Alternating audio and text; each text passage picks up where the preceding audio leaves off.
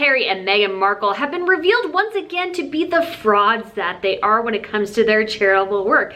And this is via the Daily Mail and a Freedom of Information Act request that they gave New York City regarding the couple's visit in 2021. The Daily Mail wanted to know more information about what was going on behind the scenes. How did Harry and Meghan get access to the elementary school they did? What were their demands? What were they demanding of media? Because of course Daily Mail and any other British publication was not permitted to be at any place that they were covering them, because Harry and Meghan like only one thing, and that is positive PR. Now, a lot of people like that, but Harry and Meghan have taken it to another level because they wanted to even bar the children and the families and the teachers who were part of their little read aloud event from even speaking negatively about them in the future. And I think this culminates in one huge thing that we can all look at and say, you know what?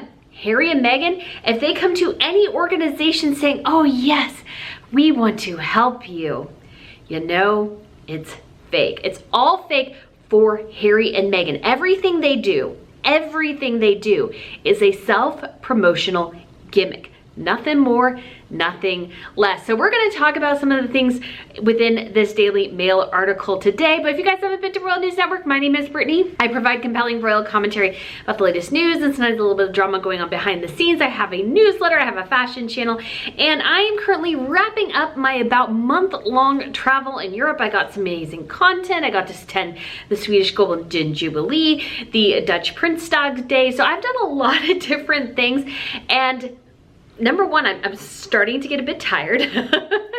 the trip is starting to weigh on me a bit, and I am flying tomorrow. So because of that, this will be perhaps a little bit of a more rough cut episode in some ways, just trying to get it out there while the news is still circulating. Otherwise, I'd have to wait till I get home, which is like, I don't know, 24 hours away or something like that. So let's avoid that. So we're gonna get this done as quickly as possible. So I can't wait to talk about this with you guys. I also have a membership, so if you guys are interested in that, actually after I'm done with this, I'll do a quick member only live stream, and then I have some other member opportunities available as well, like some behind the scenes things. I have a lot more pictures to share, so if you guys are interested, links for everything will be down below.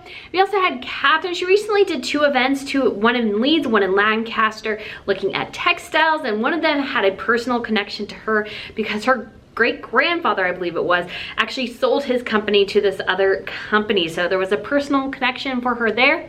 She was also recently at another event today. She went to something for Shaping Up. She was looking at kids with special needs and their educational needs. And so that was a really exciting opportunity as well. Okay, guys. Yes, I know that was very brief and probably not very detailed, but I'm in a bit of a time crunch. So let's get over to Harry and Meghan, because this is really quite huge. There's just no simplifying it. This was massive. This was a massive revelation in so many ways. But yet at the same time, I'll be totally honest, and it wasn't.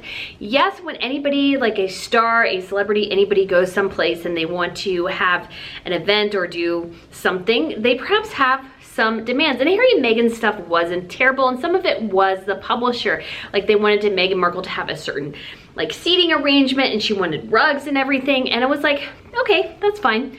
That's fine. But my question is they filmed all this content for Netflix. They went there to the school for the sole reason of filming content for Netflix. What happened to that content? Because the thing is, when you film something very, very publicly, it just looks weird when you don't use it.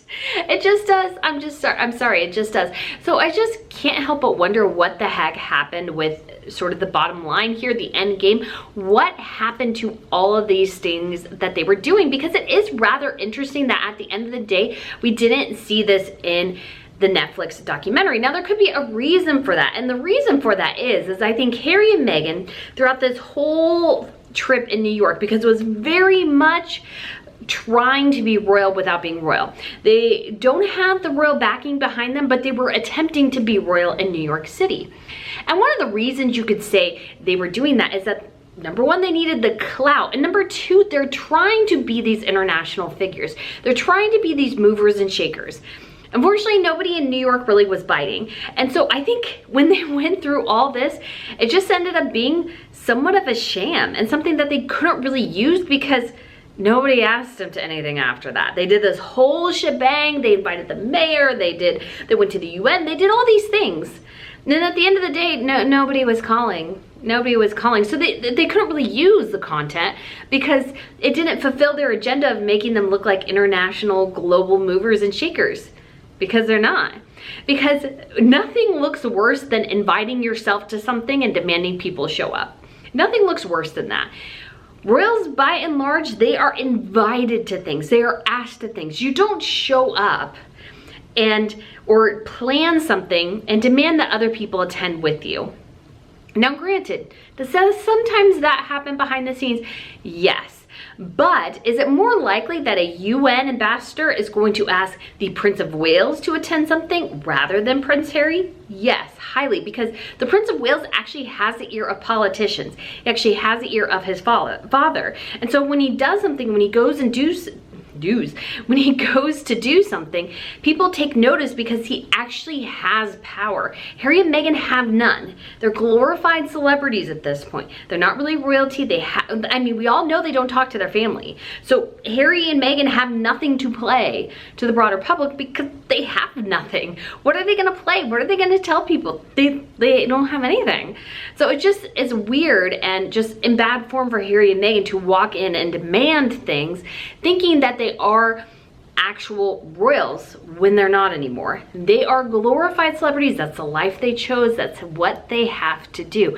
And so I think Harry and Meghan look particularly bad in this instance. But I just do think one of my first points is I just wonder what the heck happened to that Netflix content, because apparently, and this is point number 2, they told everybody who signed this non-disclosure agreement that not only could they not talk about the filming, which makes sense, but they could never ever say anything negative about Harry and Meghan and their experience with Harry and Meghan. Yeah, that's not a good look. That's not a good look when you're demanding people not say anything negative about you. Because I think the sign of maturity, the sign of transparency is that yes, you say you can't talk about the filming because you want to save something for when the end product comes out, that I get. But if you can't say, hey, we didn't have a fun time. My kid was bored. My kid didn't like the book. Harry and Meghan were rude. Harry and Meghan were weird. They weren't letting us do certain things. Like that their parents couldn't say that, couldn't say anything negative about the couple, just seems to exemplify Harry and Meghan's just obsession with their public image and an obsession with keeping out any sort of negativity. Because negativity is going to erupt whether you like it or not. The trick is how you deal with it. Harry and Meghan deal with it by trying to avoid it entirely, which makes the negative attention even worse. Because when you're trying to avoid something and you're actively preventing, let's say, the Daily Mail from covering your events, just what? That wheel keeps turning and the negativity keeps going up a level. Because that's what we're seeing with the Daily Mail here. Harry and Meghan have been difficult to work with. They have been demanding. They have said bad things about the Daily Mail. And guess what? The Daily Mail's like, you know what? We're gonna ask a Freedom of Information Act request and we're just gonna get more information on you because, you know, you got us through that lawsuit and everything. And yeah, that was fun. We got some good details, but we're just gonna keep turning the screws. And Harry and Meghan have invited this. They've invited this by being so demanding, invited this by being so difficult and cumbersome for people that the media is just like, well, now we want to know even more what you're doing behind the scenes because we don't know and you're not telling us, so we're going to go behind the scenes here and we're going to get this Freedom of Information Act request and we're going to find out for ourselves. And again, that makes Harry and Meghan look bad. This would not have happened if Harry and Meghan weren't such beasts to work with and for. That's why this is happening. This is not happening because people are all that interested in the details of what happened in New York City. I just don't think people are. What I think is true though, is that the Daily Mail is trying to dig up any dirt on Harry and Meghan that they can that's negative, because A, negativity about Harry and Meghan sells, I'm sorry, but it does. And B, Harry and Meghan have made their lives more difficult. So guess what? We're gonna make your lives more difficult. Because that's sort of how things work sometimes. And if Harry and Meghan, and especially Meghan, could be an adult and realize that negative press is just kind of the name of the game here and that she cannot control everything, I think they'd be in a much better spot. But now, they're having to deal with this, and nobody wants to deal with this. And the other thing we saw here is that Harry and Meghan took credit for the donation of Procter & Gamble. Procter & Gamble donated, I believe, material goods. So cleaning supplies, I think maybe they even donated like the laundry machines or something. They're like dishwashers, laundry machines, something like that. Procter & Gamble donated those, but they worded it so that Harry and Meghan supported Procter & Gamble, and Procter & Gamble actually giving things. Procter & Gamble gave the things, not Harry and Meghan. Now, you could reword it to let people know that you did not like financially contribute, but you were part of it. But it just looks generally bad. If you're taking credit for somebody else's donation, you should have at least done something. You should have at least done something, but they didn't do anything. The same thing goes as they reworded it because they were donating like 5 reading centers, but instead of 5, they said many because then it looks like more. Well, why can't you be just transparent and say 5? 5 is still a great donation, but they have to keep making themselves seem better than the royals, making themselves seem better than everybody else. And that inevitably leads to lying. Some of this is just plain old lying. And the intent behind it, I think, is to mislead people. You're not just taking credit for what somebody else has done, you're literally also making people believe things that aren't simply true. And that's lying. You can't lie that much. It's bad. It's bad if you lie. And I think it also makes other charitable organizations or charitable arms of companies wonder, okay, so we gave them money or we gave them product to donate to somebody, and then they tell them they're donating it, but we gave them money. Nobody likes that. That's tacky. That's a very tacky business practice. And I have no doubt that's gonna come again, once again, and bite Harry and Meghan on the butt, which it is because we haven't heard anything about the relationship with Procter & Gamble in a long time. Do you know why? Probably because Procter & Gamble doesn't have a relationship with Harry and Meghan anymore. Maybe, maybe not. Totally spitballing here, but they could not potentially have a relationship with Harry and Meghan because Harry and Meghan inflated what they did with Procter & Gamble. Again, it's okay to maybe finesse things, but I feel like Harry and Meghan, because they're so dedicated to make themselves seeming holier than thou, that they're actively trying to lie and mislead people into thinking that they're more charitable than they are. And that's making other companies, other organizations double think about working with them for sure. And then wondering too, hey, what are you guys contributing? Because that's the thing, is what is Harry and Meghan contributing to this arrangement? They're not contributing finances. They're not contributing, let's say, a higher footprint for this company. So what are they contributing? I mean, I'm sure Netflix is wondering the same thing. What are they contributing at this point? We got the one thing we needed out of them. The other thing, we wanted more of Keeping Up with the Sussexes. They haven't done that. They don't really have anything else. We gave them this side project maybe to keep them busy, but that's what we really want, or we're gonna drop them. Because again, they're not getting their money's worth out of Harry and Meghan and that relationship. It's just a dead end. And I think, again, once again, it's just tacky, classless, tasteless to take credit for what somebody else is doing. And I think the last big thing here, and thing that people have wondered about, I've questioned about, and I think this essentially confirms it, is that Harry and Meghan do charity for the sole purpose of promoting themselves. They don't want to do anything really to help somebody unless it also helps them, because they are inherently selfish people. What they tried to do throughout this whole thing, if you can read some of the comments and emails from the Daily Mail, I'll include the link to the article down below. Usually I would read sections and react to them, but that usually means a longer video, more editing. So I was like, no, I'm not gonna do that this time. But what was happening is that they were constantly trying to even make the event, reading Meghan's book, The Bench Allowed to Children, make it sound like more charitable than it is. It was a self-promotional bit for potentially Netflix. That's all it was. That's all it was. And they placed it at a low-income school, so it can make them look better than they are. It can make them look charitable, because they can say, oh, we did it at a low-income school because these kids needed to read this book that is meant for adults that children probably don't care about, because they needed to try to rise the flagging and tanking the bench sales. This was clearly a promotional effort, and they deliberately made the decision to change up language to make it sound like a denser than it was. It wasn't self-promotion so Meghan could read her book to children and have it be filmed. No, no, no. It's about literacy in low-income communities. That's what they tried to switch it as. And that massaging of language, again, it's tacky, it's tasteless, it's classless. And it's also, once again, creating falsity. They're creating falsity. Meghan wanted to do this not to help the community, but to help herself. And she dragged Harry along for the ride, including camera crews and everything. And so when they were trying to create this event, they wanted particular furniture and rugs and everything, in part to make it look good for the camera so it could make Meghan and Harry look good in their own documentary. Again, there's just something about that that just leaves such a terrible taste in your mouth, because fundamentally, once again, they're not showing their true selves. They're not showing their true motives, which is not to help the community. It's to make sure that they look good. That's what matters to them, is that they look good. Not the kids, not the families, not the school, not the community. No, no, no. It's for them. Every charitable enterprise they do, it's fundamentally focused on them. Because one of the things I hear a lot from Harry and Meghan stans is that, well, she does all this charity work. I'm like, not really. Her charity work is pretty minimal at best. But at the same time, it always seems to have an element of performance to it.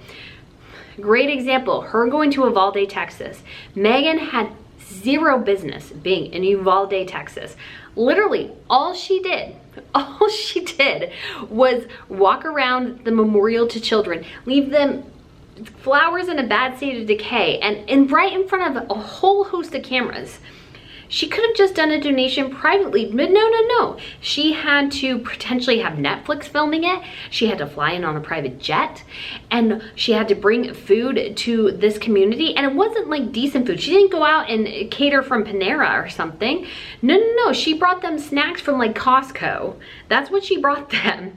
And then probably paid more money for the flight to get there and for her security and her car and everything than she actually donated via food or anything else to Uvalde, Texas. When it costs you more money to travel and get there and get home than it does to actually give charity, then the purpose was not charity. The purpose was to promote yourself. And that's why Harry and Meghan are so different from the rest of the royals. Yes, royals do charity work. Yes, I'm sure it makes them feel good. It makes us all feel good. There is something to the effect of, there's an episode of Friends is basically Joey challenges Phoebe by saying, well, basically nobody does charity just to do charity. They do it because it makes themselves feel good. And that is true. I think that is true in a lot of ways. But most people don't use it as a shameless self-promotion. I have done things for like homeless people and stuff, and I don't ever promote it really. If I start self-congratulating myself on like Facebook or Twitter or something like that, that means at the end of the day, am I really doing it because I felt led to do it? Or am I doing it because I want the cheers of an audience? Those are two different things. I want to make sure if I'm doing charity, if I'm giving money to somebody, buying food for somebody, anything like that, it's done in private in some ways, because if it's done as a performative aspect, then I feel like it loses some of its luster. Now granted, I've had some ideas about maybe doing some things where we raise money for charity here or something like that. I feel like that's a bit different, but then saying, oh, I gave $5 to homeless guy and sharing that on Facebook every time you do it, because then you just want people to tell you how great you are rather than doing it because you really want to help somebody. Because charity, yes, can be public, but it should also be private. And Harry and Meghan don't do any charity unless they can make it as public as possible, or unless they could utilize it in some point to promote themselves, to make themselves look better. And so when it comes to royalty though, royals do charity work, but they do it because it's somewhat required of them, of course, but also because they get to lift up their local communities. They get to lift up families and children and the history and heritage of their country. So that's why they do it. And they don't do it to promote themselves. They do it to promote the institution and their projects and other projects. So for example, Catherine going to a Shaping Up event today. She promoted Shaping Up, or Shaping Us. I always say Shaping Up. Shaping Us. She's doing it to promote Shaping Us, which is her campaign, which she's not making any money for. And she hopes impacts the broader community of the United Kingdom. But she's also doing it to promote the local charity there who's helping children with special needs. So it has a two-prong approach. She's not there to promote the brand of the Princess of Wales, Kate Middleton, what have you. She's not there to promote that. She's there to promote two different things that she's associated with, but not there to make herself look better. And that's, I think, the distinction between royals and Harry and Meghan. Harry and Meghan do everything in order to promote themselves and make themselves money at some point down the line. And I think that's rather despicable. So I encourage you to read that Daily Mail article, make your own assumptions. Again, some of what they're asking for is not the most terrible thing in the world. But again, the only conclusion you can come to is that that entire stunt in September in New York City was done for one reason and one reason only. And that was to get attention on Harry and Meghan for the benefit of Harry and Meghan. Not the school, not the community, not the city of New York, no other purpose than to help Harry and Meghan, their causes, their narcissism, their delusions. That's what it was there to do. And that they utilized children and a low-income community to do that, I think is somewhat awful. So guys, let me know what you think of this video. Thank you so much for watching, and I look forward to seeing you again soon on the other side of the Atlantic. All right, bye.